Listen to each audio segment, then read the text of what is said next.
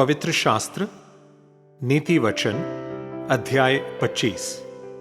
सुलेमान के नीति वचन ये भी हैं जिन्हें यहूदा के राजा हिजकिय्याह के जनों ने नकल की थी। परमेश्वर की महिमा गुप्त रखने में है, परंतु राजाओं की महिमा गुप्त बात के पता लगाने से होती है। स्वर्ग की ऊंचाई और पृथ्वी की गहराई और राजाओं का मन, इन तीनों का अंत नहीं मिलता।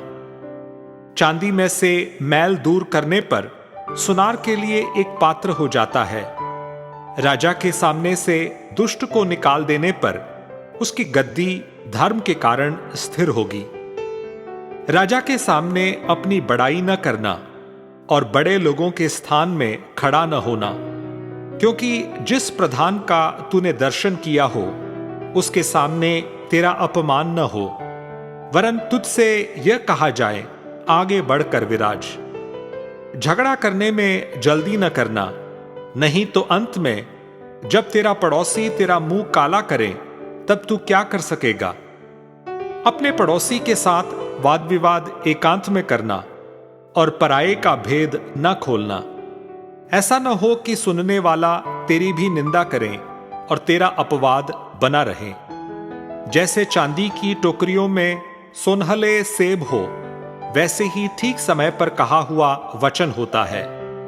जैसे सोने का नथ और कुंदन का जेवर अच्छा लगता है, वैसे ही मानने वाले के कान में बुद्धिमान की डांट भी अच्छी लगती है।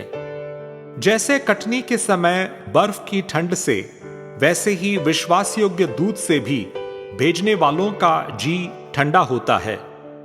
जैसे बादल और पवन बिना दृष्टि निर्लाभ होते हैं, वैसे ही झूठ मूठ दान देने वाले का बड़ाई मारना होता है। धीरज धरने से न्यायी मनाया जाता है और कोमल वचन हड्डी को भी तोड़ डालता है। क्या तूने मधु पाया तो जितना तेरे लिए ठीक हो उतना ही खाना, ऐसा न हो कि अधिक खाकर उसे उगल दे। अपने पड़ोसी के घर में बारंबार जाने से अपने पांव को रोक, ऐसा न हो कि वह खिन्न होकर घृणा करने लगे। जो किसी के विरुद्ध झूठी साक्षी देता है, वो मानो हथौड़ा और तलवार और पैना तीर है। विपत्ति के समय विश्वासघाती का भरोसा टूटे हुए दांत व उखड़े पांव के समान है।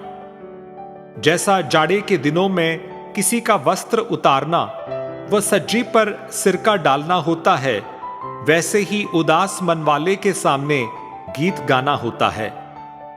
यदि तेरा बैरी भूखा हो तो उसको रोटी खिलाना, और यदि वो प्यासा हो तो उसे पानी पिलाना, क्योंकि इस रीति तू उसके सिर पर अंगारे डालेगा और यहोवा तुझे इसका फल देगा।